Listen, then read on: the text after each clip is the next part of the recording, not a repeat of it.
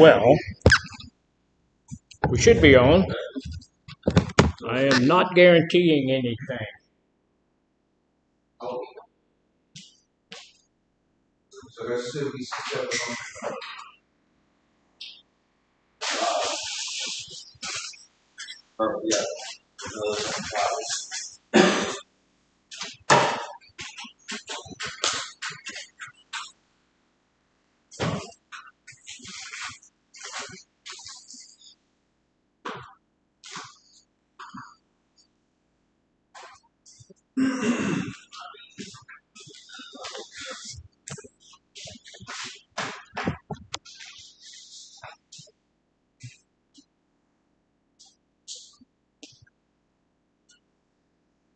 Well, good morning, all. Good morning.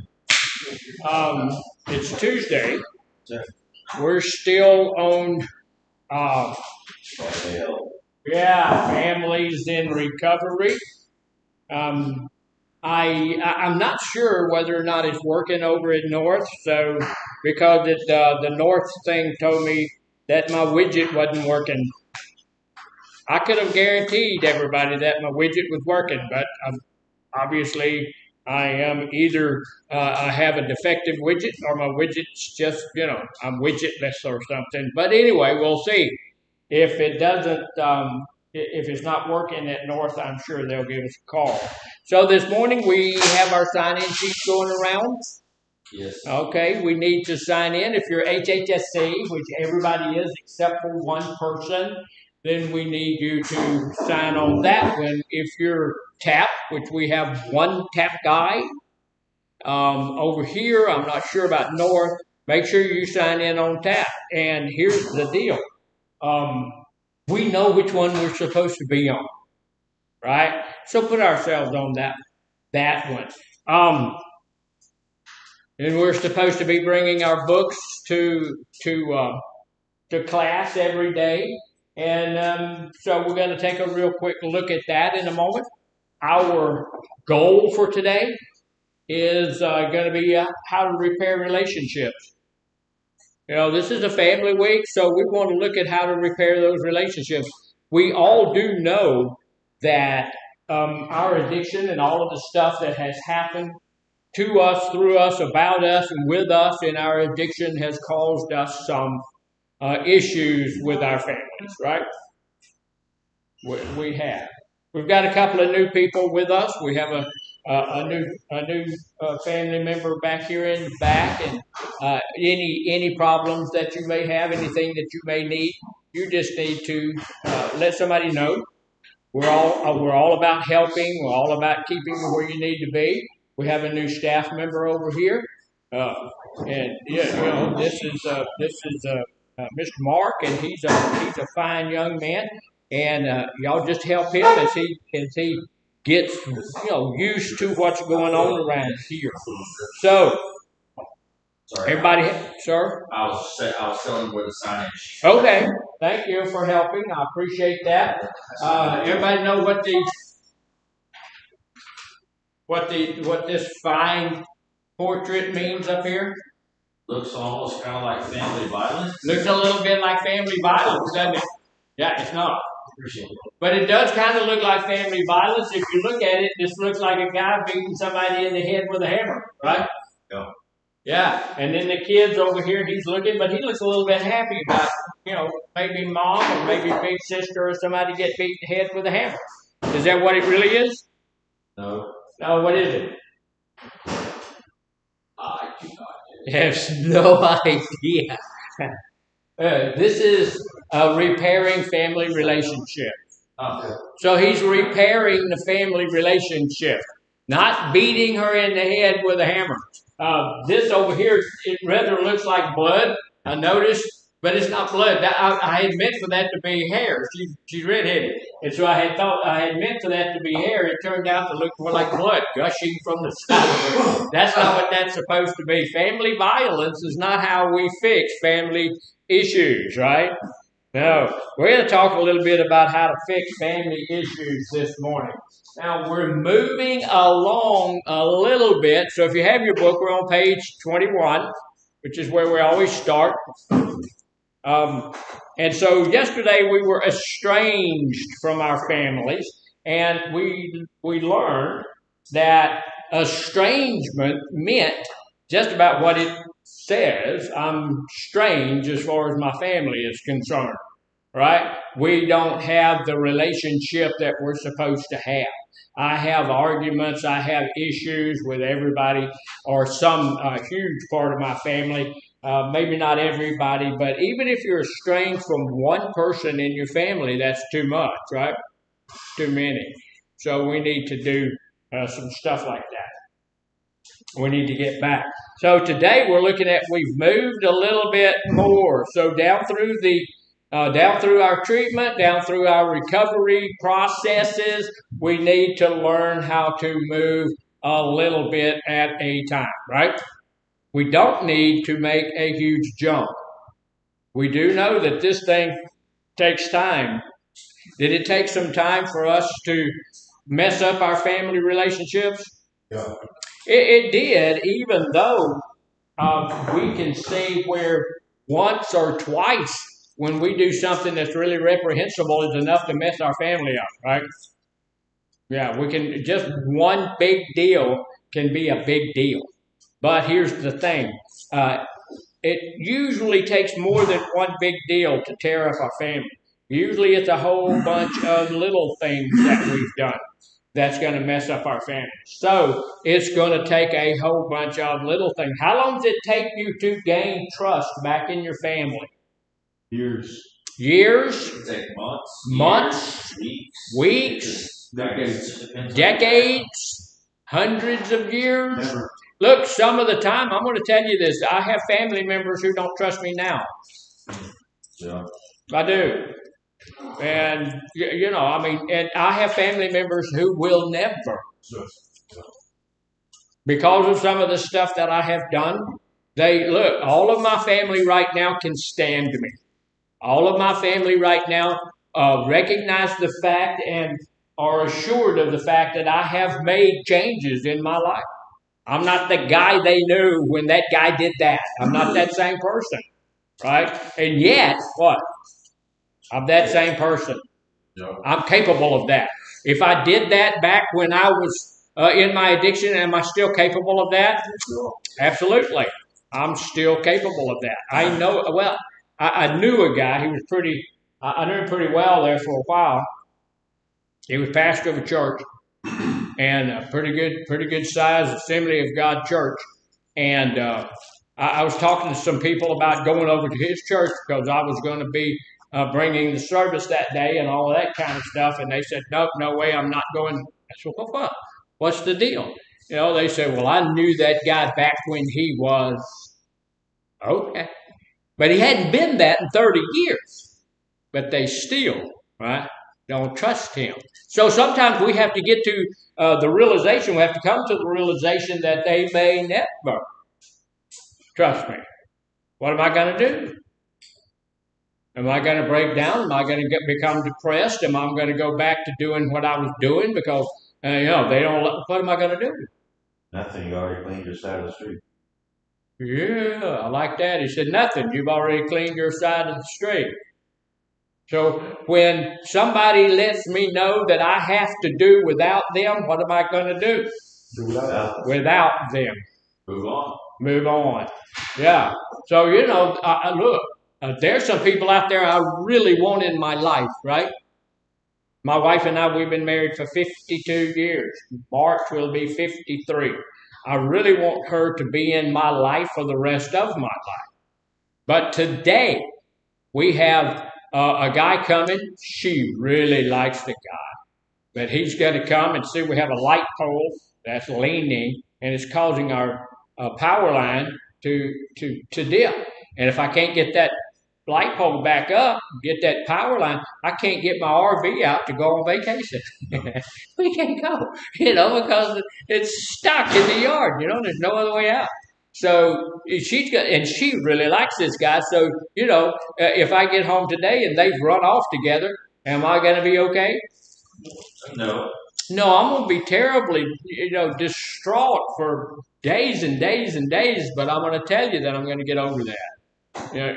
Some of those relationships in your life. Of course, he's 27. She's about to be 71. So it probably ain't going to happen. But, you never know. But, some of those relationships that we've had in our life that are very, very important to us, we may have to give up on. And that's okay. We need to get, okay, what does that make us? Human, yeah, it makes us human. Resilient. It also makes us what is it? Resilient. Resilient, yeah, it makes us resilient. It also makes us non-codependent. I'm a standalone person. I can do this by myself if I'm forced to do this by myself, right? I can do that. Codependency means if I don't have you in my life, I'm going to just die. I'm not going to die. If that guy runs off or if that girl runs off, I'm not going to die. I'm going to still be here. I'm going to still lead my life. I'm going to do what I have to do. So, but we're moving. We want to, look, we don't want to have to do that. We want to have our family back in connection with us. I want to be able, on Thanksgiving, my kids all come over to my house to eat my food. They bring some of their food, which is almost unedible. But they bring it. And then on Christmas, we do the same thing. We've been doing that for years. This year, they're going to be totally surprised because we're not going to do that this year. My wife's getting older, getting tireder. She can't stand up as long. She's not going to cook for 6 hours so those guys can come in and gorge themselves on my food, right? So we're going to go to one of their house and gorge on their food. And then I'm going to bring our own syllable Tupperware stuff, so I'm taking some of their food home. Because we're used to having leftovers the next 3 or 4 days, turkey salad, stuff. We're going to do all that. I'm going to I'm going to alert them to that and warn them we're coming to your house. They've been coming to ours for all these years. That's going to happen. But as we go through our recovery, in order to get those people back in, we need to walk through these steps and just know that's where we are. Yesterday we were estranged. Right now, look, we're just now getting into recovery, and there's every possibility that we have people in our lives that don't want to be in our lives anymore. Every possibility of that. So today we're moving up just a little bit. Just a little bit. So today we are at a place of insecurity. When I'm insecure, what does that mean? You're not comfortable with yourself. Not comfortable with yourself. And when I'm talking about my relationship with my family, and that relationship is insecure, what does that mean? I don't. Not locked down. Not locked down. I don't really know. I'm not really sure. Do you have any family members that you don't know how they would react if you went to their house? I got a couple that I don't know. I told you about my brother calling me. Just about every day, I think, I'm going to call my brother today. And just about every day, it seems to slip my mind. I don't know what that's about, but I think it's some kind of deep-seated something. I don't want to talk to him. But I am. I'm going to get around to that. We go on vacation. I'm going to go take he and his wife out for lunch. And try to get that connection back together. We have been disconnected now for years, and we need to be back connected. So we're insecure. What that tells us that you may have maintained many, if not most, family relationships. So you still have maintained those relationships, but some or all are in a state of insecurity. Others see a need for change. However, past actions or conflicts may have damaged the relationship's stability. That means, look, there's some people there that's saying, okay, you're in recovery. But one of the situations that I have run into in my own life and in other people's life is, okay, I'm in recovery.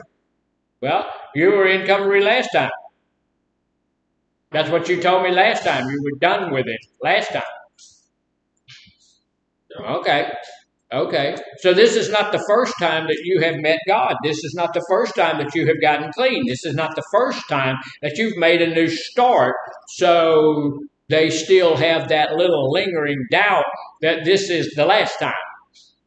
Right? Yeah. They have that. And most of us have that. So that's what this program here is about. This is one of the reasons we want you to continue to do the things here and do them this way and do them that way, because we don't want you to leave from here without a sure plan to stay in your recovery.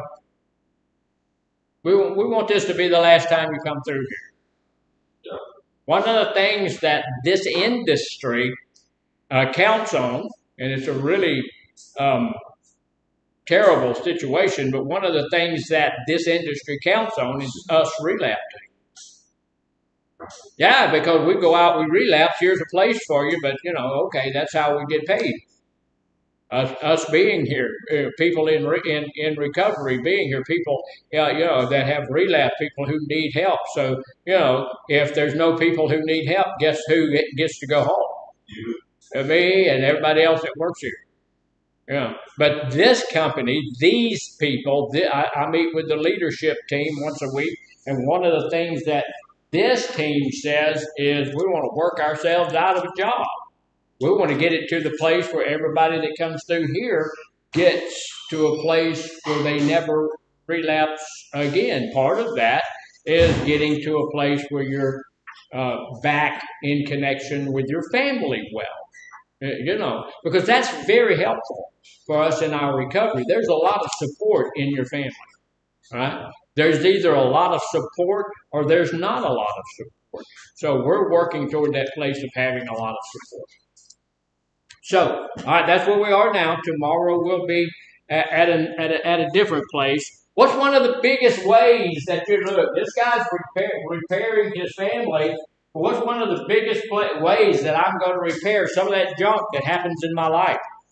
What does the big book tell me to do? Prayer. Say it again. Fix myself first. Fix myself first. I think Right. that's a good idea. Let me tell y'all this. My boss lady told me that she had one of her ears were not working right, and she wasn't feeling well there. Today I have a little headache, and I can't hear anything at all out of this ear.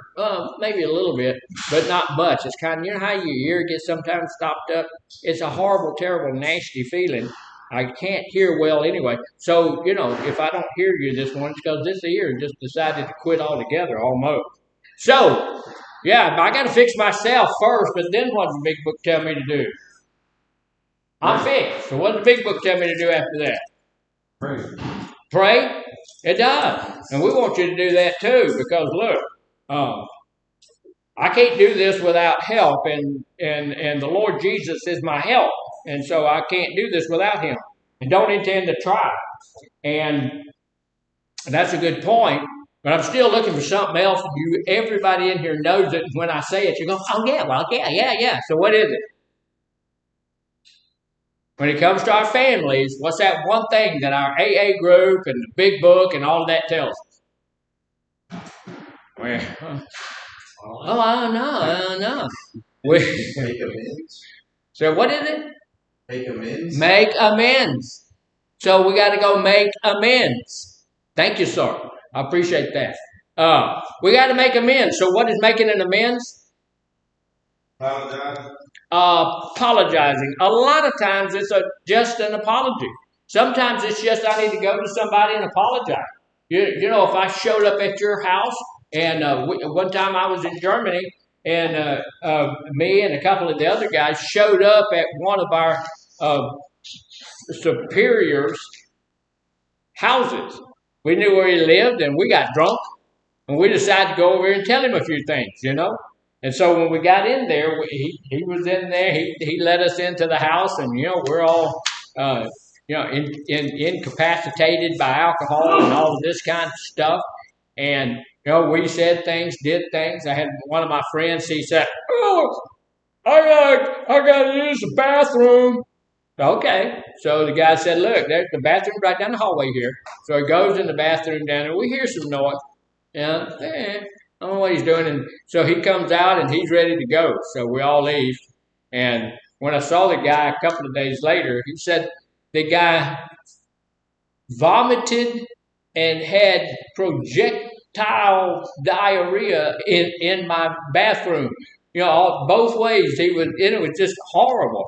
And so that was a terrible thing to have happen. So I had to apologize to him, right? I didn't do it, but I was part of that group, so I had to apologize. So we do goofy, some stuff happens to us sometimes when we're in our addiction, right? So if there's something that's happened to me in my addiction and someone else is involved in it, I need to go in and apologize to them what happened, for what happened. Right? No. If there's somebody, if they've passed away, can I do that? No. Okay. What if they've moved to Zaire? Can I do that? Yeah.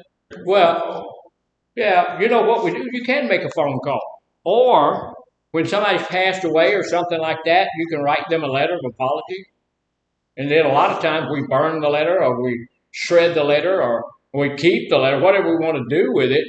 But we're not talking to them. But, the amends a lot of times helps me as well. It's more about me than it is the person that I am making amends to.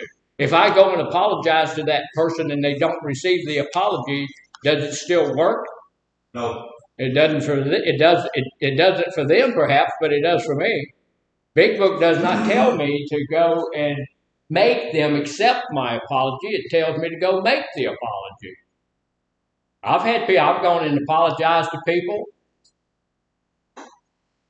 and they not accept my apology at all, and I've lost friends, and they're still, I had a guy, I went and apologized to him, and I said, hey, I can't do that, and everything. Hey, there's a lady, y'all see her?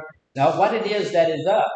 It's not working. It is working. I can see it right there. It's beautiful. It's nice. And it's not. Texted said it wasn't. Okay. So why is it not working? Come here. You know all about this stuff, don't you? You gotta be a part of the solution, not part of the problem. Yes, that's exactly right. I was saying to everybody, and they said yes. Your internet. Well, see, what I think it is the other one. This one is maybe this one's working well. Uh-oh. YouTube is not receiving enough. What happened there? Stream's current batch rate is higher than the recommended batch rate. And so that's what It is now excellent condition. Can you call up to them and ask them, hey, is it working now more gooder? Or at all?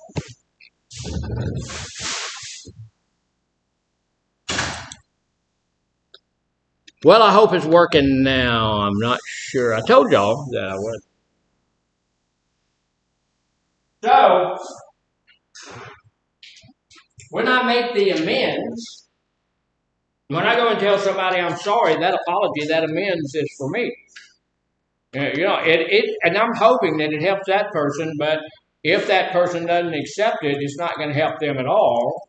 You know, and this fella, I went, I apologized profusely, went to his house, knocked on the door. He came to the door, and I said, look, I am terribly sorry. I know that I was completely out of line, and just so you know, it will never happen again. He said, thank you. Bye. Closed the door on me. Never spoke to me again. Still. And that's probably 50 years ago. Still has not spoken to me. All of that time. He probably forgot who I am now by that time. But it was just okay. You know, we had to work pretty close together, but he wouldn't speak to me, wouldn't walk in. He'd see me coming, he'd go another way. So did that apology work? No. It didn't work the way I wanted it to work because we didn't become friends again, and I will tell you because I didn't tell you what didn't work. It's showing 1 day ago. Showing what? It's showing 1 day ago. It's showing the one from yesterday. It's showing Do the you one now from refresh yesterday? the thing? Refresh the Well, feed. the one from yesterday was pretty good. 1 day at a time. All right, so I guess this is it's probably the YouTube thing that's messed up. Maybe I just need to redo it. Let's just start this thing over. Oh, they're good. They're good? Mm-hmm. Let's Okay, start. What thank did you do? What did you do? What did you do? They got it. I had them refresh theirs. All right, if you didn't hear the last 5 minutes that we were talking about, that has to happen or you will die. Yeah, sure. So, anyway, sorry that you didn't hear all of that over at North. I apologize. Sometimes it gets past me. But it didn't work the way I wanted it to work because it didn't let our friendship get back to where it was. But had he done to me what I had done to him, I would probably have felt the same way. Yeah. But, so what is forgiveness? What is what? Forgiveness. Oh, it's where you no longer hold that act against that person. No longer hold the act against that person. So my friend there he didn't react quite right, did he? If he was going to forgive me. Because I went and asked for forgiveness. Is it necessary? Is he obligated? No. No one is obligated. So anyway, forgiveness is letting go of resentment, letting go of anger, hostility towards somebody who treated you unfairly. And you will probably never know what I did because it was really awful. But I treated that boy unfairly. Even though you are justified in having those feelings. So I'm not telling you that guy was not justified in having the feelings that he had. He was totally justified. However, if he was going to forgive me, he was going to have, even though he was justified, he needed to do it anyway. He would have to go and get rid of these things. Now, forgiveness is not condoning, approving of, or excusing what happened. When you do something nasty, ugly, reprehensible, and goofy to me, and you come up and say, hey, I'm sorry, and I forgive you of that, that does not mean I'm condoning what you did.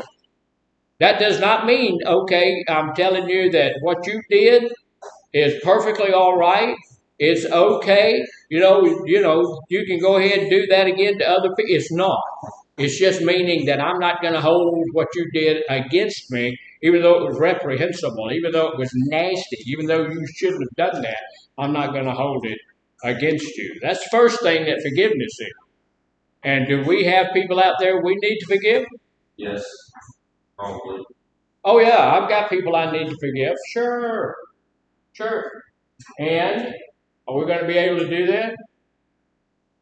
Not always, but We should be able to do it, but sometimes it's a hard thing to do.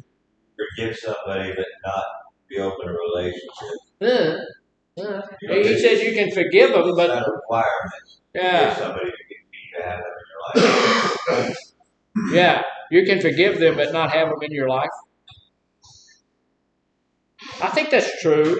I think also, we're supposed to be forgiving people unconditionally. Just okay. I don't put any conditions on that. I'm going to forgive you. What if they do it again? Give them again. Forgive them again. You forgive them again. In the Bible it says unto 70 times 7 times. That means you're supposed to forgive them every time it happens. At some point, might need to do like you said and go somewhere else and get away from that person. Forgiveness is this: recognize the wrongdoer is human.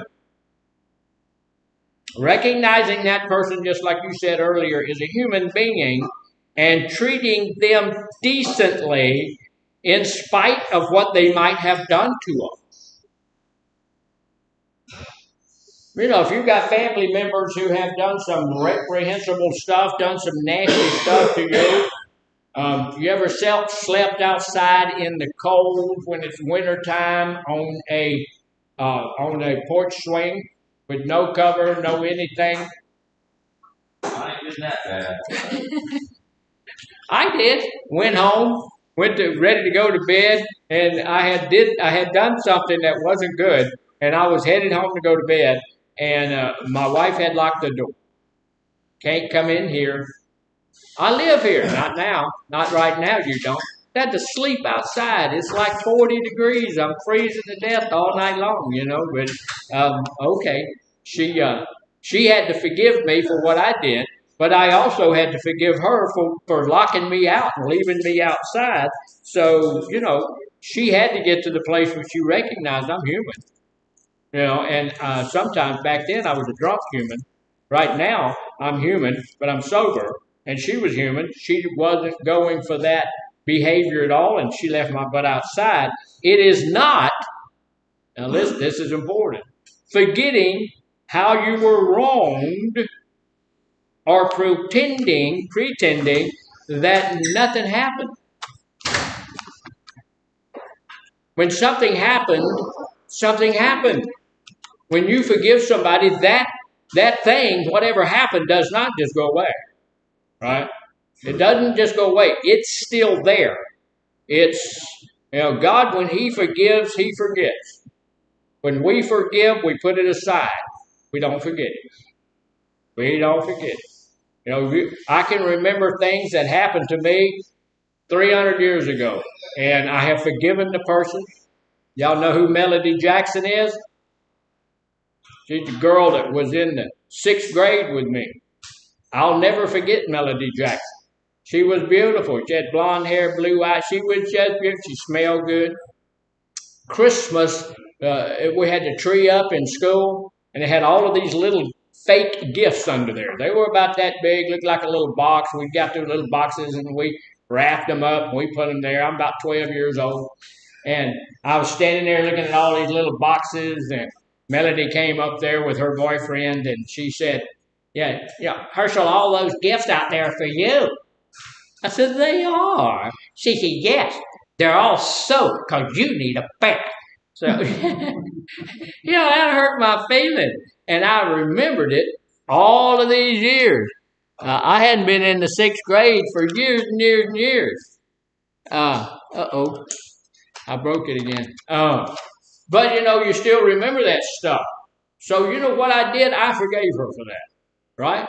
I forgave her completely. Okay, she's a sixth grade girl. She's 12. She's 13. I don't know how old she was, but she's sixth grade, and I'm a 12-year-old boy. I probably did stink. That's what 12-year-old boys do. And she was just being a smart aleck and all of that kind of stuff. So I forgave her of all. Have I forgotten it? No, apparently not. Apparently not.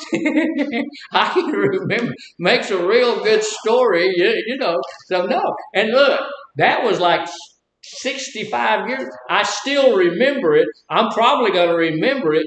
When I'm on my deathbed and somebody comes up and say, "How you doing, Doctor?" I'm going to say, Melody Jackson. So I'm going to be able to go out remembering what she said and what she did that day. I'll never forget it. But the deal is, I did forgive her. She totally, utterly, I have no idea how her life went, but she's totally, utterly forgiven for telling me I stank. Yeah, snot-headed little girl. But I haven't forgotten it. So forgiveness does not mean forgetting that you were wrong or pretending that it didn't happen. Yeah, we don't have to do that.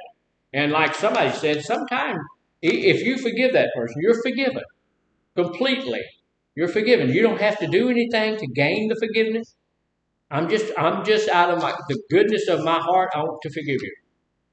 Especially if it is a family member. I want to forgive you of that. I know what you did was not, the best thing for me, but I forgive you for that. From that time forward, they need to be forgiven. All right, they're forgiven.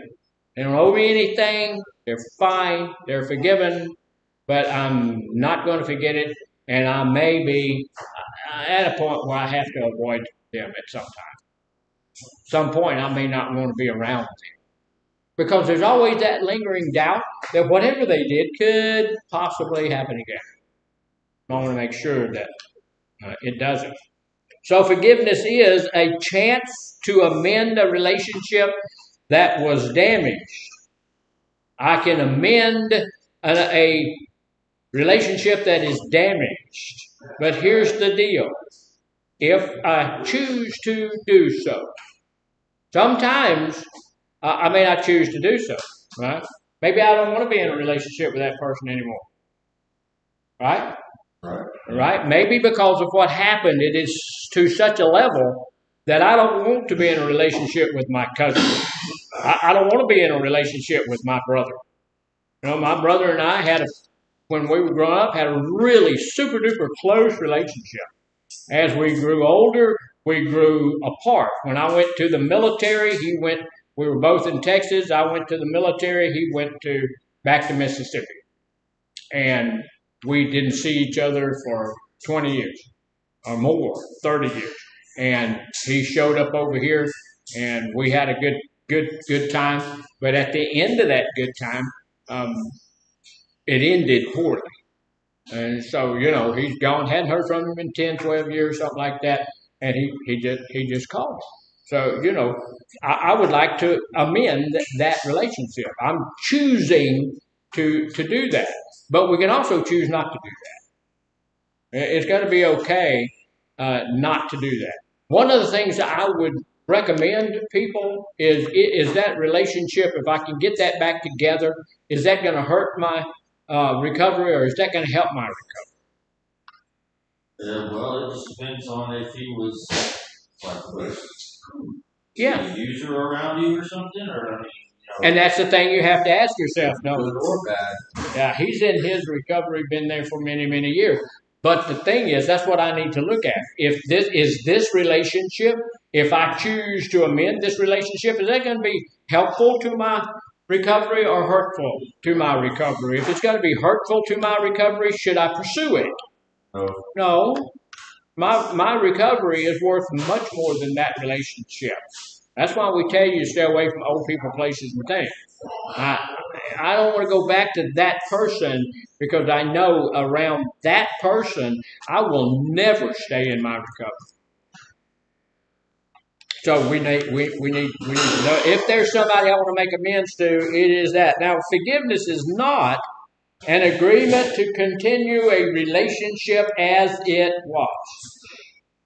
The relationship, because of what happened, is necessarily going to change. It's going to be different. It's going to be different. After forgiving someone, you can choose to resume, modify, or end the relationship. It doesn't have to be the same relation. It shouldn't be the same relationship. It used to be, my brother and I were very, very close. We shared everything together. Just he and I, we shared everything together. But, we're never going to go back to that. We're never going to go back to being, really close buds like that. But we can have a relationship, and he lives in Mississippi. I still live in Texas. We can have a relationship where it's okay for him to visit me, and it's okay for me to visit him. It's not going to be every day, and it's not going to be every week or month. It may be once a year. Right now, my goal is to go back to Alabama, Mississippi at least once a year. And when I do that, I have a cousin in Alabama I'm going to visit, and I have a brother in Mississippi that I want to start visiting. So it has to change, and it doesn't have to be the same thing. Now, forgiveness is a mental shift or a change of heart that develops over time. You don't wake up one morning and go, going to forgive everybody that ever wronged me.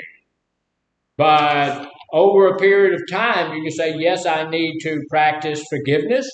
And this person has wronged me, but I'm going to forgive that person. I'm just going to forgive that person.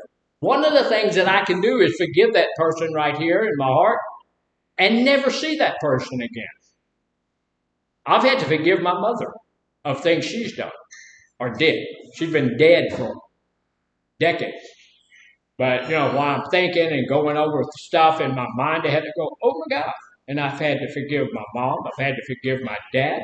I've had to forgive my sisters. And, all of that. I've had to forgive some people of some of the crud that they put in my life, and they're gone now. And there's no other way to do it. But it's a shift of mind. It's a mental state. There for a while. You did that to me. You're a worthless, no count, lower than a snake's belly in a wagon rut, ain't good for nothing, piece of slime. And that's it. That's who you're going to be in my life. But I've had to come past that. Now, here's the deal. Forgiveness is not simply saying, I forgive you. Might need to be done, might need to be said, but that's not all there is to it. Without meaning it. In fact, you can forgive somebody without ever saying something. You don't necessarily have to say the words to forgive the person. It's a thing. It's an attitude. It's a thing that happens in your heart. I forgive you. And a lot of times in marriage counseling, we have people that have a real hard time with that. And they'll look at me in the middle of that stuff. I'm trying to be the mediator and all of this stuff, and they'll tell me, there's no way I can ever say that. So if you can't ever say that, what's going to happen? You're just going to live a life of not forgetting that. Yeah, and that's exactly right. You're going to lead your whole life without ever forgiving that person. Now, it's not necessary, again, for me to say, I forgive you, but if I can't say those words, is it feasible to believe that I can forgive them in my heart and not be able to say that? No, not really. I can, and I have forgiven some people. Some of those people I've forgiven that I've never, ever been able to go, because I don't know them. I've had to go back down through my life, and I forgive the people that just did some goofy stuff.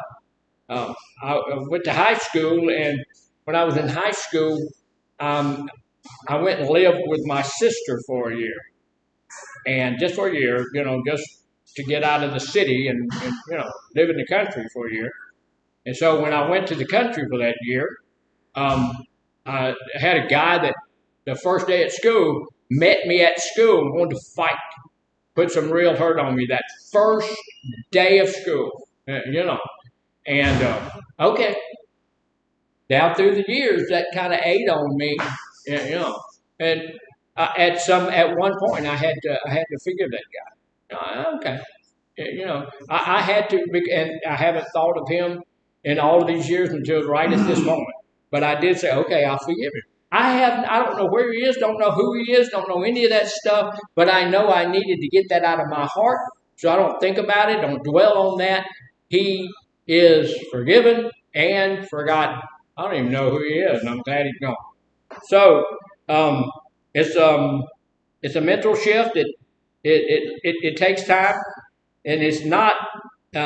You can forgive somebody without ever saying so if that's what you have to do. Now, in my own life, when I do amends, I prefer to go right face to face and tell them. Because, and one of the biggest reasons I want to do that is because it is uncomfortable, right? When you have to go to somebody and say, hey, look, this is what I did.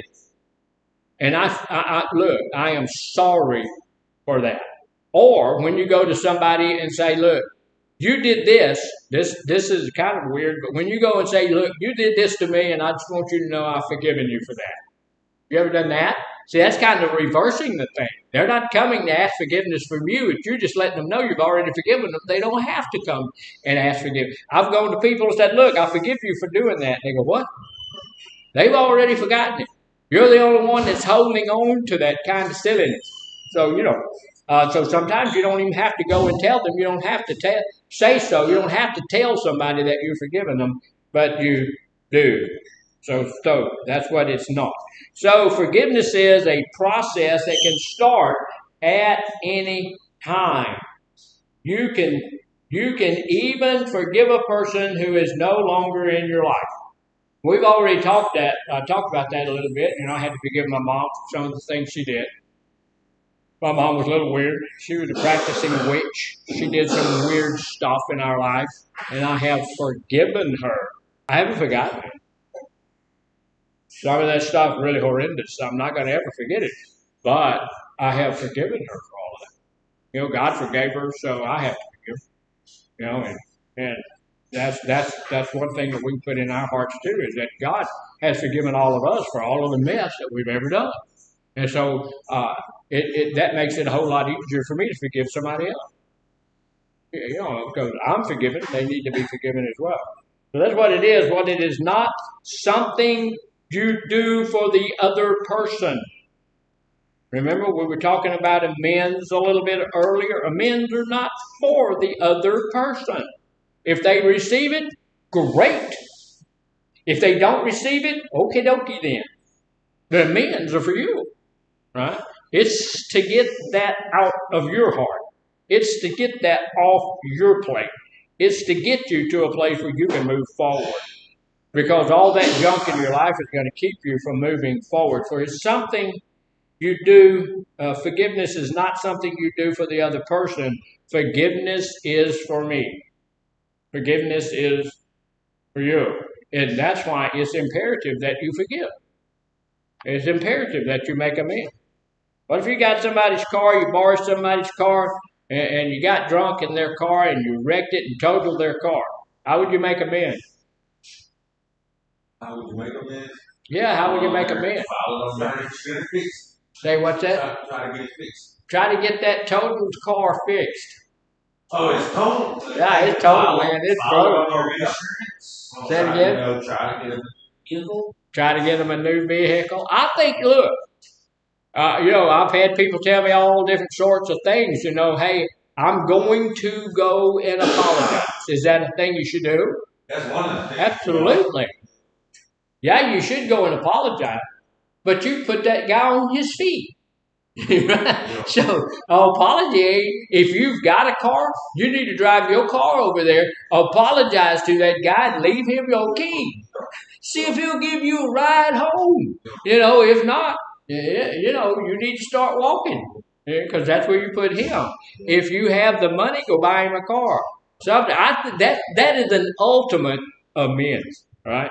And that's an easy one. You can do something like that. But if you've done something physical to him, to his wife, to his children, you can't do that. You can't fix that. You can go and apologize, but sometimes an apology is not enough. Sometimes an apology doesn't fix everything. There's some things I need to do. So it can start at any time. Forgiveness is an opportunity to heal. So who's healing? We are. We are. Now, if they accept my apology, they can do some healing too. But for the most part, I'm the one that's healing. So forgiveness is an opportunity to heal. Forgiveness can reduce symptoms of trauma. We got somebody who's really suffering from PTSD. If we go back and somebody did something that caused that, it's very, very helpful for them to get to a place where they forgive that person.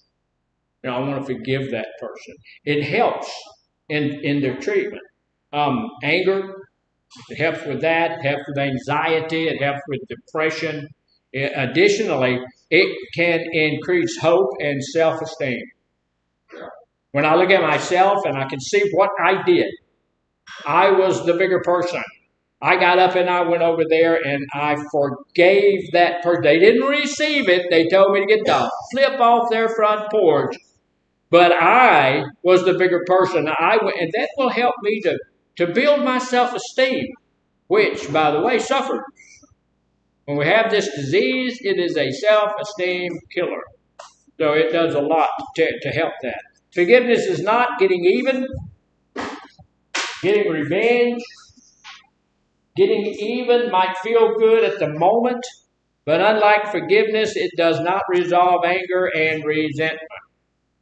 So I'm calling myself forgiving that other person for something that they did to me, but when I go over there to forgive them, instead of forgiving them, I'm trying to get them, with my so-called forgiveness, my so-called, I'm going to forgive you for all of that, but I'm going to do all of that. When they come to me, I'm going to try to get something out of that, that's not forgiveness. That's not a good thing.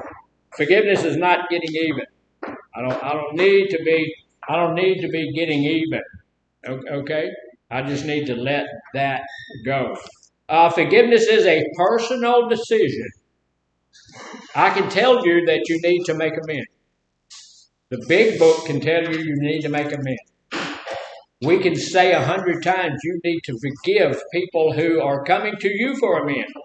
You need to forgive people who are in your family, outside your family, whoever they might be.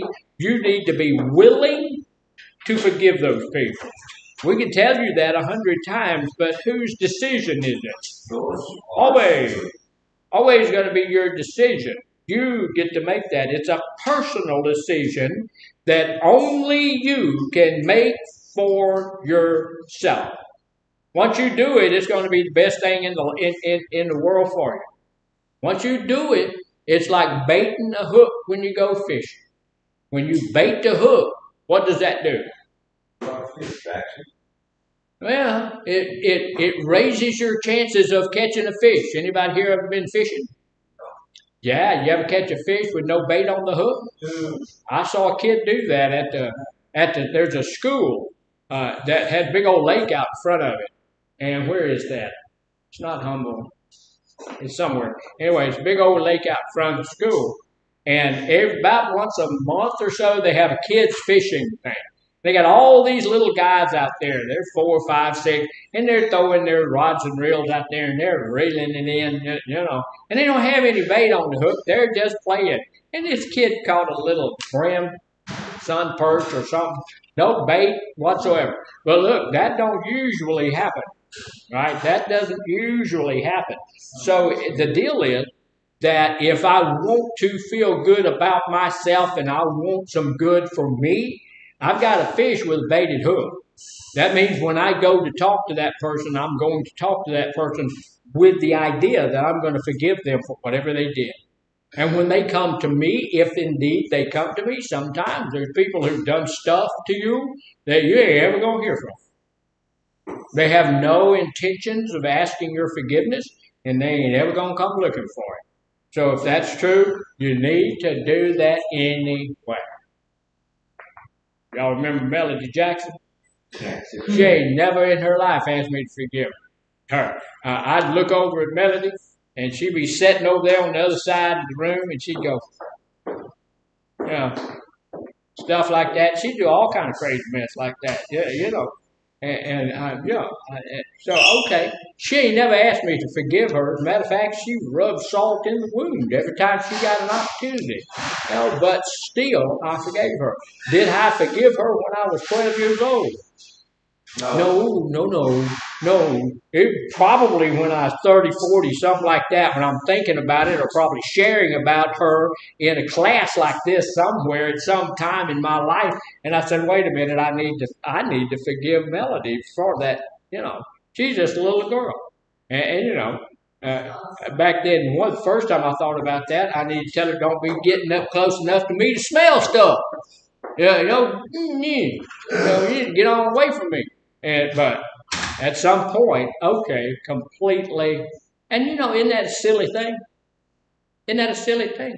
But we've got some silly things in our life that we need to go back down through there and forgive that person, because those little silly things will beat on you and will build up on you till suddenly you're a resentful person. Suddenly you're an angry person, and you really don't know why. But when you look down here, you got 35 people down there who've done a little bitty thing or a little bitty something. They bugged you, got in front of you in line when you're driving down the road. They got in front of you in line in here for the chef's goodies. They've gotten somewhere. They've done something, said something, looked a certain way, and all of this stuff. And we're still holding on to it. If I ever see that person, and so we need to get to the place where we go back down through our lives and forgive everybody that did anything. Suddenly, I'm free. Suddenly, I'm all right. It's a personal decision that you can only make. No one can make you forgive another person. Rain. I parked my car way on the other side of the parking lot. Okay. Forgiveness is not something that can be forced. You ever have your mama tell you, you need to go apologize to your brother? Yeah. Oh, yeah. I've had my dad apologize to you. Okay. All right. Did I apologize? No. Yeah. I apologized by threat of death. If you don't apologize to your sister, I'm going to kill you. He didn't say that, but that's what you could tell. But was my apology sincere? Of course not. Of course not. I ain't apologizing to my sister anyway. Yeah, I have. Now, so I got a little bit older. But it can't be forced. Just because you want to forgive doesn't mean that forgiveness has been achieved. Get that too? You understand that? That's the second thing. Just because you want to forgive somebody doesn't mean you have forgiven somebody. You need to forgive them. Let me ask you something. If you forgive somebody for something, you come to your house, you're going to be welcome in? Depends. According to what they did. Why? But if you really, and this is a good point. I've had somebody ask me this before. If I've really forgiven Melody, would I still be talking about her 60 years later? That's a good point. I have to consider that, I think, yes, I have forgiven her, but it's such a good story, I ain't going to let it go. And we already know that we have to forgive, or we need to. We don't have to, but we need to forgive other people, but we don't have to forget what they did. God said when you ask forgiveness of a sin, He will forgive you of that. He is just to forgive you of that. And then He throws it away as far as the east is from the west. What that means is He ain't going to remember it anymore. But we're not quite like that. Yes, sir. See, that's a discussion I've had with churchmen. He said that I was Muslim. That's the way I was raised up. Please tell somebody you honestly you're supposed to forget about it. Okay, because if you don't, how are we becoming more Christ-like? Yeah, and what Mr. Roberts said, he was raised that if you forgive somebody, then you forget it, because if you don't, how are you going to become more Christ-like?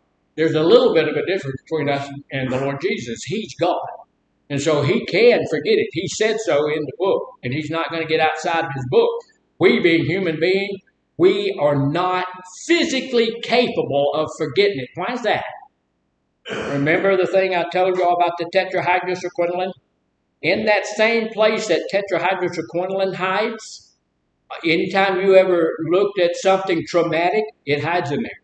You see a car wreck, it goes in there. What does that mean? You can't ever forget it. You cannot forget it. When if you saw a terrible car wreck, that's still there and you can recall it. And it'll come back to you. And if you ever seen anything traumatic, or if anything traumatic ever happened to you, it's in there. And you'll never forget it. And if you ever saw some pornography, it's in there. And you're never going to forget it. And you can pull that to your mind. And if somebody did something to you that you need to forgive them for, it's never going to leave. It's going to get in there, and you're never going to be able to forget it. Why would God make you that way in the first place? It's for safety. It's for your safety.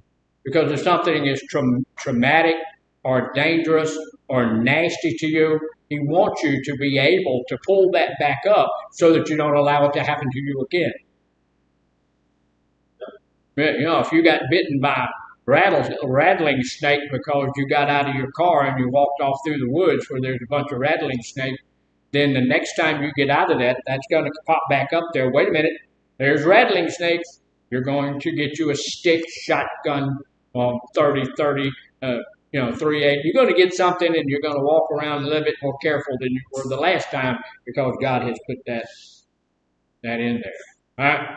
So that's why we can remember it, and God can't. And it's a real hard thing to say God can't, because He's God. Okay, He can do anything He wants to do. And what He wants to do is forget those sins He's forgiven. Yes, sir. All right, so it is time for us to take a really quick 15-minute break. And look, if you go outside, don't look up. You'll drown.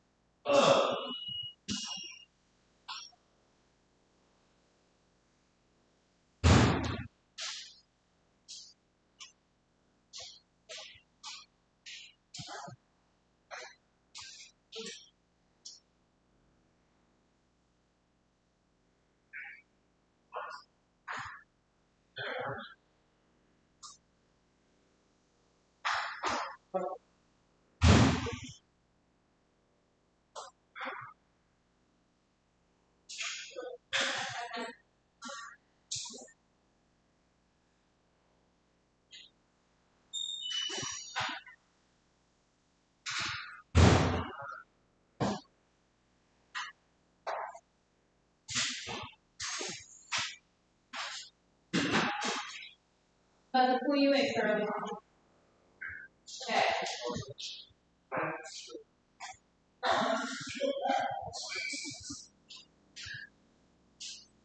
Okay.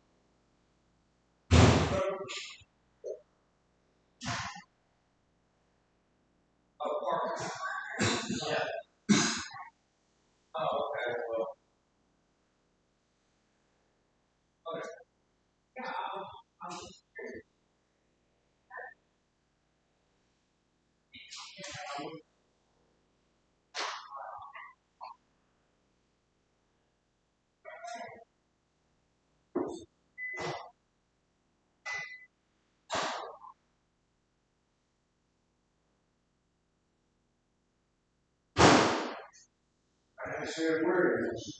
I thought I was off my way. I said a word. Thank you. So you did it.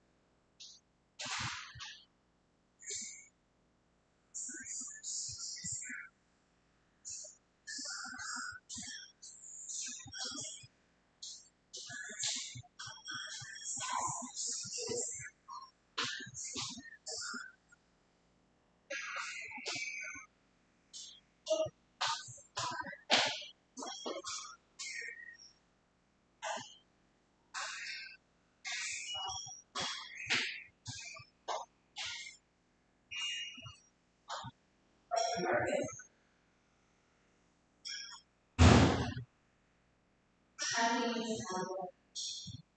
think it's Sunday,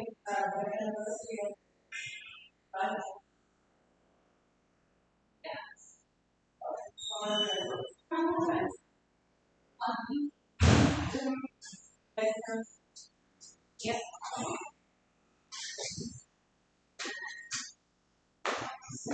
What's up, man? Good? Yeah.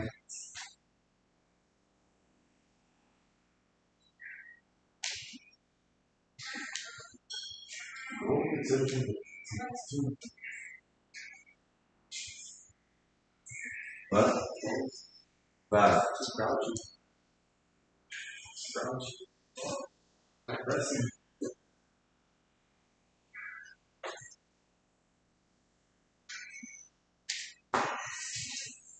No, he's not touching his wife with a hammer. He's preparing. It's pimp slapping. I was having visions of my past life.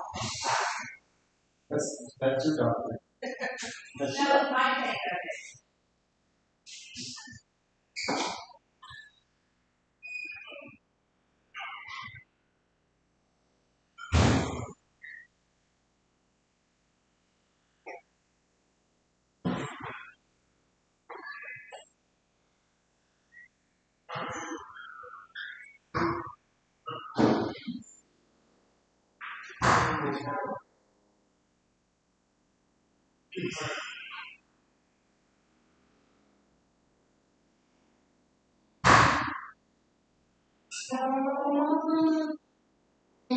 What kind of music you like, bro? Everything.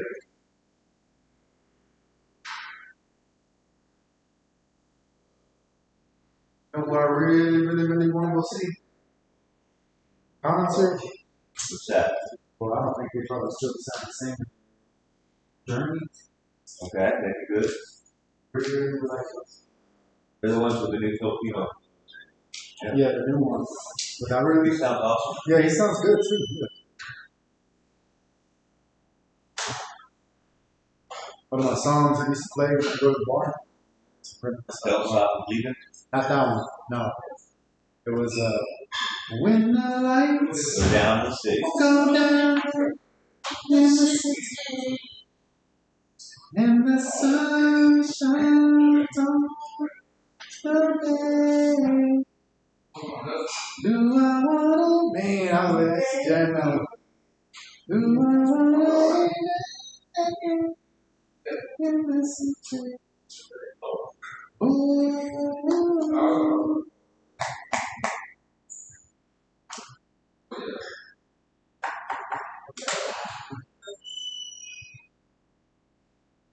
There's this guy. They should put nicotine in his, or caffeine in his this morning. They ain't got enough. We all fall asleep. I'll put it like this: if I could put that much coffee in one of those styrofoam cups and still see white in the bottom of it, it's not strong enough. I'm dead serious. I like my coffee strong. I like my tea strong. And out here in the world, I gotta put some cream. But when I'm in jail, I drink it straight black coffee. But still, I don't know what they do with that jail coffee because it's still not strong. Have you ever snorted coffee? Fuck. Yeah. No. Yes. Yes. You got too excited about that. I've never done that. Absolutely. Hey, I have snorted BC powder though. That stuff burns So sweet, so man. bad. What? So sweet, pink packet. Oh my god. I snorted I'm not talking about that, but that shit fucked my nose. I had a buddy of mine tell me because I had a really bad headache from a hangover, and my buddy was just like, if you snort BC powder, it'll in like 2 to 3 minutes your headache will be gone. Well, he wasn't wrong. My headache went away, but talk about burn. Oh my god, it burned so bad.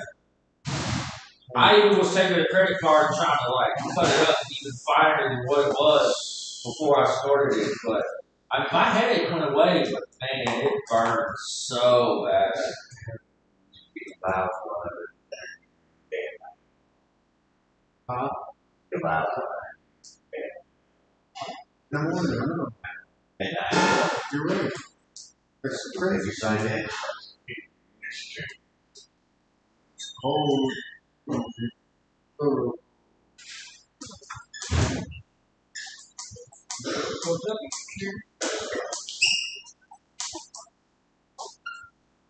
No, but I used to work for this company who used to sponsor, well, Rockstar was sponsoring this big event that we were collaborating. And our college students were throwing parties for college students. They were mixing Red Bull,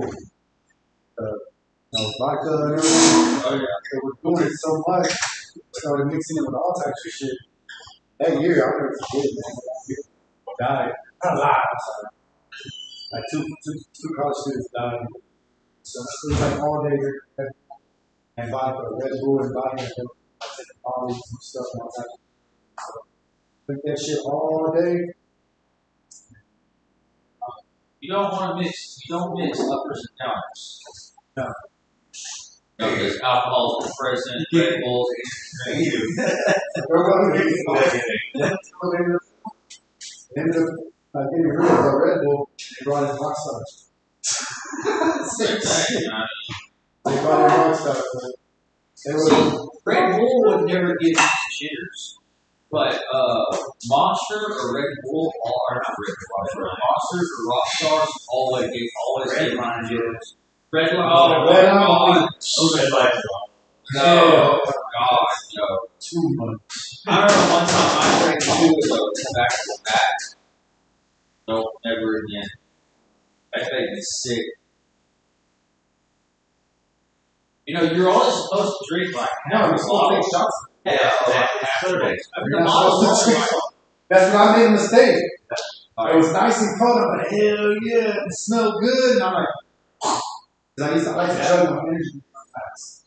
When I went to work and I had chugged it, it hits better. Like on a Monster or a Red Bull, I chugged Red Line, I chugged it. I don't know if I was away from sick. Oh my God. I was shaking like I You had, didn't fall asleep. shaking like I had Parkinson's disease. Yeah. Shaking like I had trembled.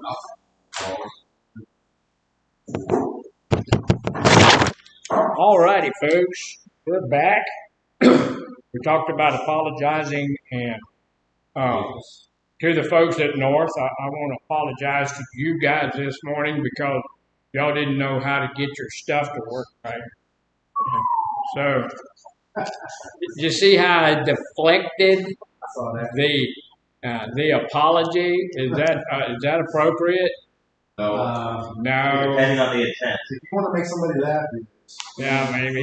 But that's not appropriate. We're supposed to have a guy coming over to. We have our pole. I told y'all about our electric pole is leaning like that. It's supposed to get there this morning at 9:00. It's 10:15 and he hadn't made it yet. So you feel real nasty about people like that, right? Didn't make it on time.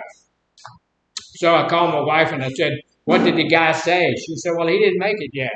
And so I'm ready to cuss him out and scream at him and all of that kind of stuff. But are there circumstances, mitigating circumstances that can happen in a person's life? Yeah. Yeah.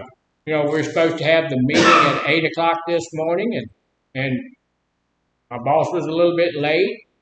So, I'm wanting to say, I'm that old military time, and if you got to be there. If it's supposed to be 8:00, you're supposed to be there 15 minutes early, and if you're there on time, you're late, right?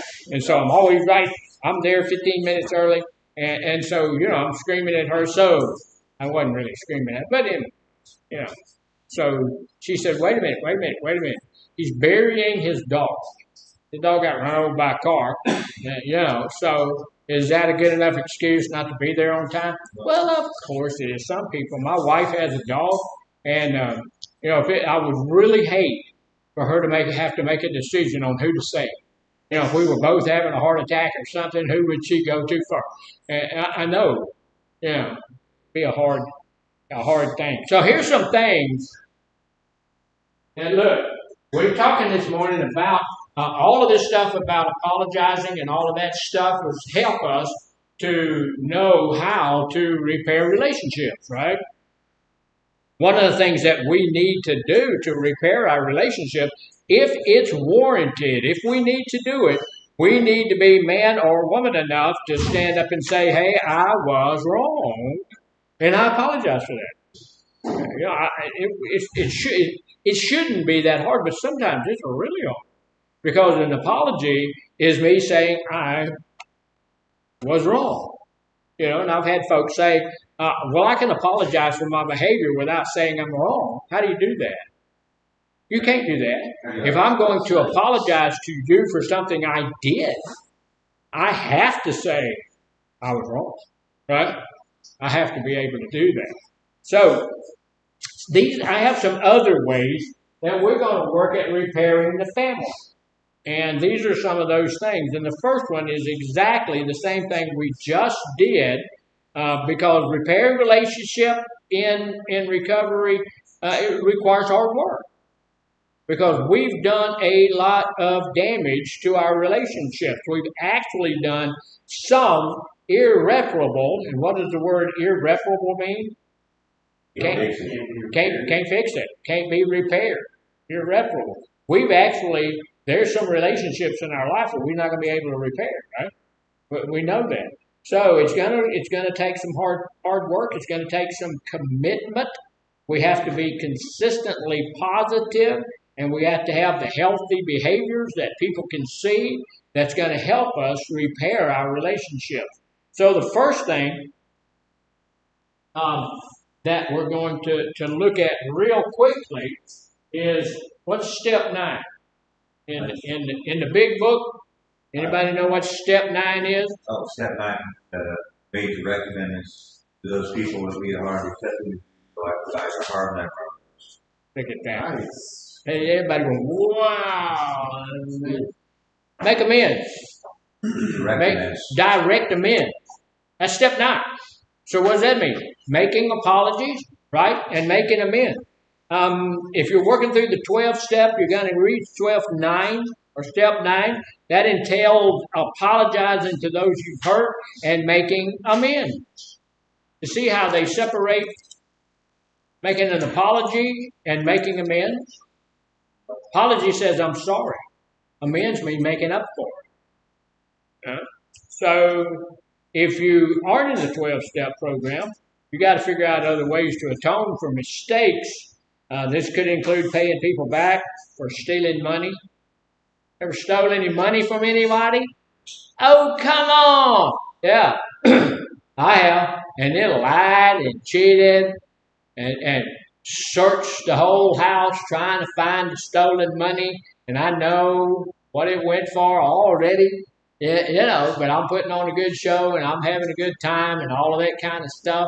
And I will tell you this, the person that I stole the money from has passed away, and I never had an opportunity to go face to face and live up to it, own up to it, and apologize to that person.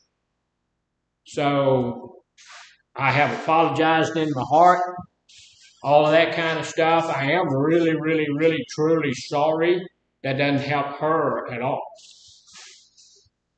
Now, so there's some getting a car fixed, maybe. We talked about that already. Tearing somebody's car up, paying legal fees, stuff like that. Paying back people. You know, you get bonded out of jail, stuff like that. Somebody bonds you out. And you just let them keep that. Let them just do that because of the goodness of their heart. And we never went back, gave them the money and all of that stuff that they did. There's all sorts of things that we need to make amends for. And here's the deal. This documentation says if you're not in a 12-step program, let me tell you this. If you're not in a 12-step program and you're trying to get yourself into recovery, you need to fix that too. You need to be in a 12-step program. Does everybody have to be in a 12-step program? Is it impossible to get into recovery without a 12-step program? Yeah, No. There's always outliers, but I'm going to tell you something. This is a tool, and if you're trying to stay in recovery, you need to grab every tool that's out there. If there's a tool that's been left sitting on the sideline and you haven't been using that and you've been relapsing, you might ought to grab for that tool, right? You need to get that tool. That's need to be looking for it. And sometimes too, look, and this is something else that's going to help in this. We need to make the apologies that we need to make. We need to get that done, get that out of the way. Don't wait. Next Thursday is not a better day to do an apology than today. Oh, Yes, sir? I've been told by quite a few people, and even my sponsor, that really, while you're in treatment, isn't the best time to make apologies. Oh, yeah. That once you get out and you start doing the work Right. to make sure, then it is the right time. But, for Yes. me right now, sitting inside this treatment center, it wouldn't mean as much because I'm actually showing it with the works to be done. Right, and I agree with that. He was saying that while we're here in recovery, or while we're here in treatment, may not be the best time to call somebody and say, I'm calling around making them in, because they're going to see that for what it is. It's just words that we're doing while we're here because we're checking a box. Checking a box is a bad way to do anything. So we need to wait till we're out, got our recovery underway, and then once we're out, and I'm talking future when I said next Thursday. When you get out of here and you're in your recovery, you need to be made, because when you do that, you can go face to face to these people. Face to face is always better unless face to face takes you back into a dangerous situation. If you're going to have to go to a bad neighborhood where you know there's a whole lot of crime and stuff like that going on, don't go down there. Don't get yourself in a dangerous situation. If you're going to go to someone's house that you know is smoking 19 joints a day to make amends to that person, skip that. You don't need to go down there. Give them a call or something, but don't do that face to face. Don't put yourself in danger, because we're still not strong enough. We're never going to be strong enough. When we get to the place where we're super confident and we're strong enough, that's when we're in danger. So don't do those things. But one of the other things that we can do to help, if we need to do it, there are counselors out there. If we have the time and the money and the wherewithal to go do it, we need to avail ourselves of some of these counseling things. I have sat with couples and counseled with them. I started with the husband on one of these couples. I started with the husband, counseled with him for 2 or 3 months before the wife was ever willing to come in and talk with her. And when she came in, we had a 3-way thing that we were doing, and it worked out pretty well. They're still together today, and things are working out for them. Doesn't work out all the time, but it is helpful. So some of these family members we have, there are family therapists that can talk to you. You do that. Know that Miss Sierra is an LMFT. What does that mean? Family therapy. Licensed LMF2, marriage and family therapist. So she's a licensed marriage and family therapist. We just hired Miss Tamara. Y'all seen her walking around? She's a licensed marriage and family therapist. So there are those guys out there, and some of them are not all that expensive. So go to a couples thing. Do these types of therapy focus on repairing dysfunctional relationships. That's what they do. Is repair those things or work on those, improving communication and getting some conflict resolution in place. We need, when we go back, one of the greatest things that's going on with us is we are in conflict with those other people. So we need to resolve the conflict, right? Conflict resolution. And they're good at that. So that's one thing. We don't need to throw that away. We need to make sure that if that's there and it's available, go do that. And you can get some conflict resolution and some marriage and family therapy for free. There's some stuff, some free stuff out there. So look for that. Be willing to use every tool that's in the toolbox. One of the other things that we need to do is stay sober. We just do it. It's a big deal. Stay sober. The moment you decide that you can have a drink, the moment you decide that you can use a little something, and it's not going to get you, then it's got you. Yeah. It has. You're not going to be able to do it. I'm here to tell you. I don't make a whole lot of guarantees, but I can guarantee you two things this morning that are absolutes just about. One of them is a total absolute. The other one is nearly absolute. The total absolute is God loves you. He loves you. Even though you're nasty and you're ugly and your feet smell bad and all that kind of stuff, you snore when you sleep, you smack when you eat, and all, God loves you. There's no doubt in my mind at all. God loves you. If you go back out and do those things that you used to, you will relapse. That's the other. That is pretty close to absolute. It's not completely absolute. God's love for you is absolute, but the other one's close. That's going to happen. So maintain your sobriety, and if the people see that you haven't maintained your sobriety, they're not going to listen to a word you have to say. Here's the deal. I don't want to be involved with you in your addiction. And we can understand that, right? Yeah. Not only can I understand that, I support that. The family does not need to have your foolishness. The family does not need to have my stupidity.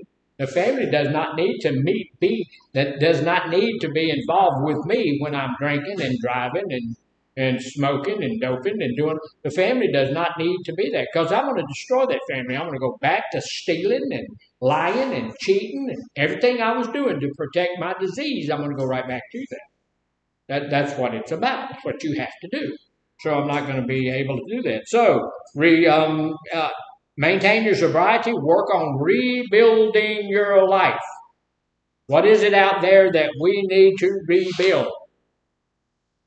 Everything. Yeah, job, pretty much. car. Yeah, pretty much everything. He said, yeah, everything, a job and a car and all of that kind of stuff, right? Yeah. It's just like we just got out of high school. Ain't never had a job, ain't never had a car, ain't never had anything. Although I had a car and a job when I was in high school. But return to work if you lost your job. If you lost your job, the very first thing I do is go back to the job I had and humble myself and ask my boss for a job. I don't need to start where I was, but I need to start somewhere. Just let me get that. Let me get a job, some type of job back. Find healthy hobbies. One of the things that we talked about in here was we get bored too easily. Without drugs in my life, everything is boring. If I want to get my family back together, I need to get a hobby.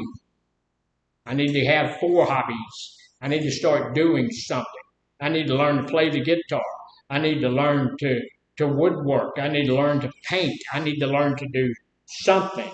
So find some good hobbies, healthy hobbies. Make a new sober group of friends. Yeah, make some new friends. That can be exciting. That can be fun. Find some people that are sober. Now, if one of those guys tells you, or one of those ladies say, "Hey, today is Thursday, and on Thursdays we always go out and have a drink," what do? Not attend. You scream as loud as you can and take off running. Go find some other friends, because I don't want to have to avoid you on Thursday, so let me just avoid you all the time. So spend some quality time with your family. But how can you do that? Go out to eat. Going out to eat is quality time. Yes, sir. I enjoy going out to eat. Go on dates, go shopping together. Yeah.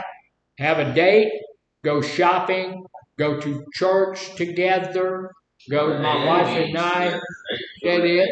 Go to AA or NA. Go to AA together, go to NA together, whatever you need to do. About every 3 months, my wife and I go to a dinner theater, which is a lot of fun. Sometimes the theater is terrible. The food's always great. They cater it in. They have chefs that come in with some really good food. But sometimes, they're good. But it's something that we do together. The last time she was a little upset because we have season tickets. That means this seat is my seat forever. And they put me here and her up here. And that wasn't kosher at all. Yes. I was just going to let you know that I got an appointment this morning, so I was going to go meet the driver outside because I'm already late. Here we go. Well, all right then. So, follow, and here's one thing I don't know how well we've been doing this. We're working right now. I just kind of took over here. And I'm still acting, but when I get back from my vacation on the 27th, I'm going to be the clinical manager here full time. What I'm going to be doing. But we're giving you a relapse prevention plan. What do you do with that? Take it, absorb it, Use it. and implement it. Yeah, you should implement it. A lot of times we find the relapse prevention plan in the garbage. That's not what it's meant for. You're supposed to buy into that relapse prevention plan and implement it and do it and, work and follow your relapse prevention plan. Because what do we want to do? Prevent relapse. We want to prevent relapse. And sometimes there's some things you have to do that's not fun. Some things you have to do that you'd rather not do. Some things you can't do. There's an old Christian song that says, I know there's some places I can't go. And there's some things I can't do just because I'm a follower of the Lord Jesus Christ. There's things I can't do. And that's okay. There's some places I can't go. And that's okay. Same thing in my recovery. There's some things I cannot do. And there's some places I can't go. As a pastor, I'm married. I don't like doing that a whole lot. Yes? I don't know, maybe just like to fix things later on is the system, how it's ran. So, the clients won't get fussed at and get the bad end of it because there's things that people have to take care of. And, what's the best time to do it? At 5 o'clock when everything's shut down, or you know what I mean? It's kind of like the way the system is. It is the way the system is. This is the best time probably for him to go take care of the things that he needs to go take care of. You know what I mean? Unless there is another time that you can think of, whatever. So yeah, set things up in the management system, or whatever, because this is something that's out of our control. Yeah, and there are going to be things that's going to happen in our lives that are out of our control, right? So how do you take care of things that are out of your control? Yeah. Well, when things are out of my control, I'm going to take a whole good close look at it because I don't like things being out of my control. I don't want things out. Things don't happen in my life that's not in my control. I'm here every day of the week from 9 o'clock to 11 o'clock. And then when I walk over back to my office, I'm in there doing my notes and stuff. It takes me an hour to do notes because I do a long note. And I talk about every one of them, just about. As far as his appointment and the transportation system, we can't drive. Can't drive yourself over there. So, but there, if there, and he can't do that, so maybe we make an appointment at another time or something like that. But some of the things that are out of our control are okay. The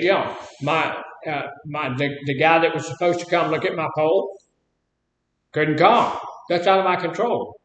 Can he come after all? He's going to come, but he'll come after a while. He's burying his dog.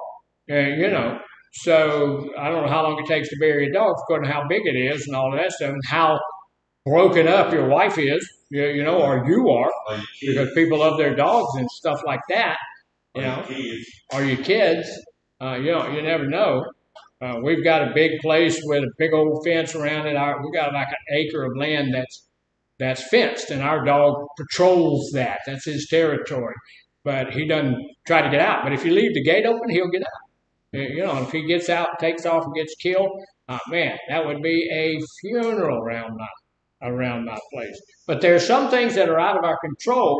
We should work to put things that are out of our control back into our control. But those things that are out of our control, we need to work with and regulate, not let them destroy our feeling good about things. So we shouldn't let that mess our whole day up because it's out of our. Now it was out of his control, but the way what could have happened that would have been a little bit better. They let you know before. Yeah, before he's leaving, because he took 5 minutes to apologize, and I appreciate that about him. I'm really sorry. I'm going to disrupt the group. I'm going out in the middle of the group. I hate to miss the rest of group. I love group, but I got to go take that. Okay. He could have come with me before group, said, hey, I'm going to go, I'm going to have to, and then quietly got up and left. And we'd have known, because I saw the van come in, yep, he's gone. That would have worked better, but living and learning. So here's the other thing. If you're in this family group, you're trying to repair your family, one of the things it's imperative that we do, and sometimes we don't like to do it, we need to take responsibility for our own action. Yeah. I did that.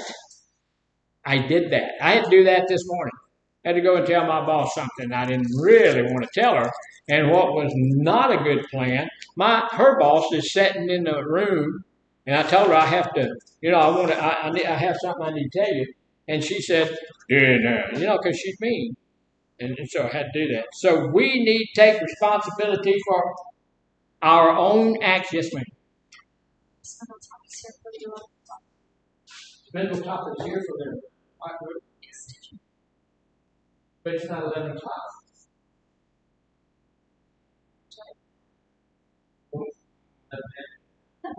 So we can, 5 minutes. I think that's fine. Do you want me to just have them wait for you down? Or just have them wait? So they need to come in here.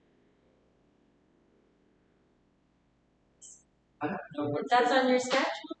I'll just have them wait, and then whenever you're Tell done. me 5 minutes. Or they're just going to do it for 5 minutes. So let it go. The time is 11, then I'll just have them down there, but just so that you know that they're here. Okay, thank you, ma'am. Sorry, guys. What were we just talking about? Disrupting the group. This group, Spindletop is here for a group. They're going to do a group over here. They're supposed to be here at 11 o'clock. Try and take my time. Yeah, they had. Well, that's a laudable thing, isn't it? They're getting there ahead of time. We just talked about that. But we may quit a little bit early to get those guys some time. But that leaves you guys over there. I know you have somebody that comes over there at 11 o'clock. So we need to make a commitment to remain trustworthy. That's a commitment that I need to. I need to be trustworthy. If I tell somebody I'm going to do something, what do I need to do? Something. Whatever it is. If I tell somebody I'm going to do it, then I need to do it. Right? I'm not going to not do it. So take responsibility for it. Make a commitment to remain trustworthy. Follow through with your promises. And I know the ladies at North, I promised them some donuts, okay? And I will tell you this. I could not go over there without those ladies reminding me, you haven't brought the donut. So they completely missed all of the training and everything. So I finally had to buy some donuts, and I need to apologize. I've already apologized to them for the donuts because I was told that Market Basket makes these fantastic donuts. So I went over to get some donuts from Market Basket, and they told me they quit making them. They don't make donuts anymore. They do have some that they buy that's dropped off over there, but it's not nearly as good as donuts you can get anywhere else. And it's more expensive. And so, those donuts, So if I ever say that or do that again, I'm going to get them somewhere else. But you have to be trustworthy. You have to do what you say you're going to do. Show up on time for plans, obligations. Do what you say you're going to do. Show your dedication to a new life through your action. Right? So look, you're doing what you're supposed to do. So I'm going to do these other two real quickly, and then what we're going to do is take a break. Y'all can take a break over there before your lady comes up over there, and we'll take a quick break here and let these guys come in. Learn and practice communication skills. If you're rebuilding your relationship with your family, one of the things that we miss a lot is talking. We need to communicate. And keep a journal. I know when I talk about keeping a journal, I have a lot of people wince at me. It helps if you talk about, you know what's going on, and you write down your emotions and all of that kind of stuff. And then stay active in your loved one's life. Stay active. If that person is part of your family, stay active in them. My daughter, man, I used to go to so many football games. Because my grandson was in the football, and I'd have to go to football games all the time. My daughter's a nurse, so she became the football team's nurse and all of that stuff. But just stay active in those people's things. Now, here's the deal. We want to regain trust. So if you're going back to your family, wanting to regain trust, be prepared to face some resistance. They know you. They know you've done this 9 times. They know there's a great possibility that you ain't through yet. They know that. And so it's going to be hard to build that trust. First off, you got to trust yourself. I am going to make it. We're using positive self-talk. I am going to make it. I'm going to do the next right thing. I'm going to be okay. But not everyone's going to be open and welcoming when you get there. Not everybody's going to say, hey, okay, baby, you're in recovery. Let's do this thing. Put yourself in their shoes. Last time you stole money, you stole it from them. I stole money. I stole jewelry from my poor old sainted mama. Yeah, stuff like that. They remember that. Remember they forgave you, but they ain't forgot it. So, they don't leave their wallet out on the table where you're in the house. Be patient and take some time. Took you a minute to screw up your relationship with your family. Take you a minute to fix that. Maybe more than a minute. So learn to forgive yourself. You won't be able to move on and build a positive and healthy relationship if you continue to carry the guilt, shame, and remorse that you have because of the things that you did. You can't change the past. Can't change the past. But you can control your future action. You can do that. Remember, you can only change yourself. You can't change me. I've had people try. I've had people in group try. You go too long. That's the time you talk too loud. You talk too low. I had a guy tell me, you use too big a word. You use too small words. You don't know what you're talking about. You can't change me. Yeah, that's who I am. But you can change you. Right? You can't change your own self. Yourself's the only one you can change. Can't change how people perceive you. Focus on making improvements. Re-establishing your own self. In addition, ongoing treatment can help you. So, ongoing treatment. So, what's going to go with you when you leave here? Ongoing treatment. The relapse prevention plan that we're going to give you. And your AA, NA, your sober support team, your sponsor, your ongoing treatment. So, we're going to take a break, and in a few moments, somebody else will be over there north. I'll be over there in a little bit.